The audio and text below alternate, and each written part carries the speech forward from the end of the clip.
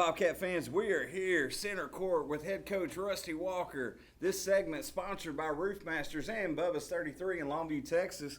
Coach Walker, we're here, second round of district up. How is district going so far? Well, we're 4-4. You know, I was down in my office pouting a minute ago because we dropped one last night, and you know, we just gotta move past it and get the next one.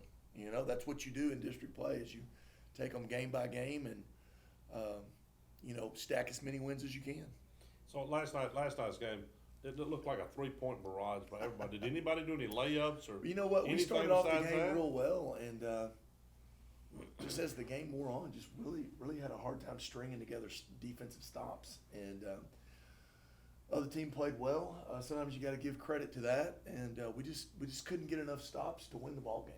And so if I was the Tyler coach, I'd be happy this morning because they played really well, and we're a little down about it. But like I said, we got another game on Friday. We got the number 5 team in the state, undefeated Mount Pleasant, coming in, and we got to be ready for that. Right. So I think one thing you've improved on this year is your defense. Is that a fair statement?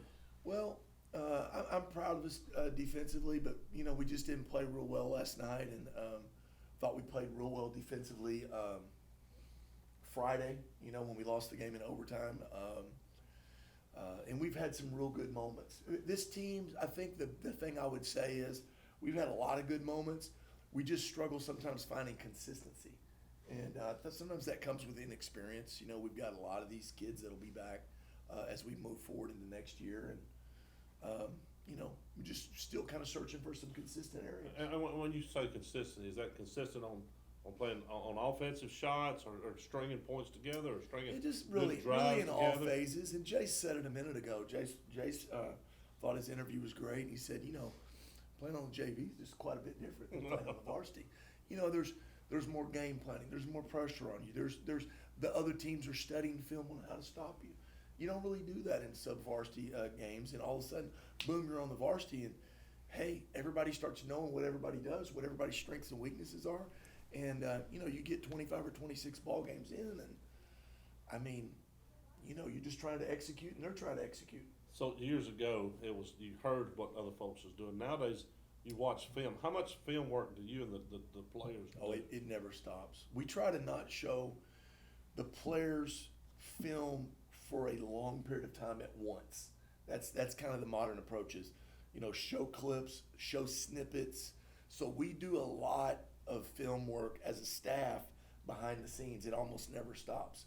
Because nowadays, you can almost get every film on an opponent if you really want it. It's like Netflix. I mean, you just search for it hard enough and you can find it. So, and it's the same way with our opponents have our film. And so, you know, you want to get into district and have a few little wrinkles that you put in that maybe not on film, but in reality, by the time you get into district, it's all about execution. Right. And so that's something that really has changed at the high school level that you really saw at the college level and the pro level years ago. And you know, technology is a wonderful thing, right? So I remember driving in rainstorms to get a VHS tape. film. You just don't do that anymore, you know. Yeah, what I wanted to ask this coach to you is when you come into a year as a head coach and coach, we talked about this the last time you kind of got onto it. You know, been coaching a couple years now. Is goal wise, where do you think are you where you wanted to be when you set your goals before the season? Well, you always like we're 17-10. You always want to have you want your record to be the best it possibly can be. Right. And we're 4-4 in district, right in that 4 slot. You want to be higher than that. But at the same time, you know that you're going to have some ups and downs. And it's like Jay said a second ago, hey, we hit a rough patch last night. Now, how do we respond? If I have to say one thing that I enjoy about Coach, like what is my favorite thing, it's how do different groups respond. Do for every man that can handle failure, there's less that can handle success, right? And then sometimes, a whole team will get extra down over one game, and that might affect you for the next 2 or 3 games. I like to see how each group responds, whether it's adversity or whether it's success, because the season's so long. There's so many different parts of the season.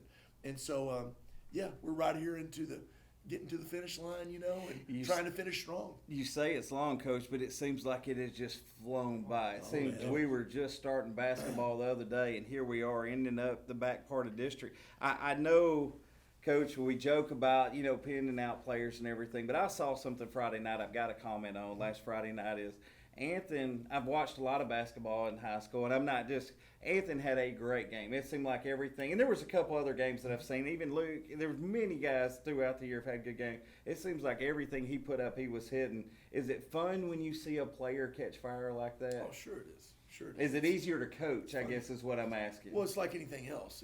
When you make shots, it seems like the offense is great, right? Right. When you're executing everything, and then when you're not, it seems like, gosh, is this really what we ought to be doing, And so I think it's that way in every sport, It's baseball and you're striking everybody out. Boy, we're really calling a good game tonight.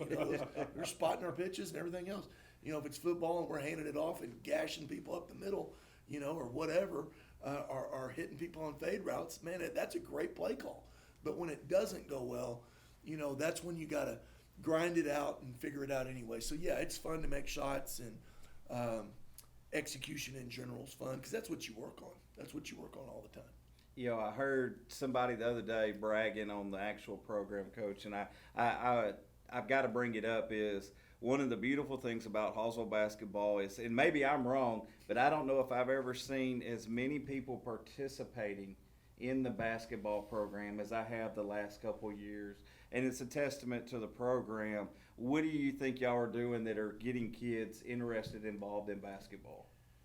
Well, we do have good participation, but, here's the thing that I've always said about basketball. Game sells itself. It's fun to play.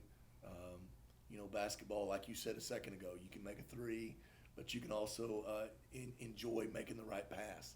You can get a rebound. The thing about basketball is really at the end of the day, every kid has to be able to do certain things. And that separates basketball from some other sports to a degree. Every kid's got to be able to dribble a little bit. Every kid's got to be able to pass.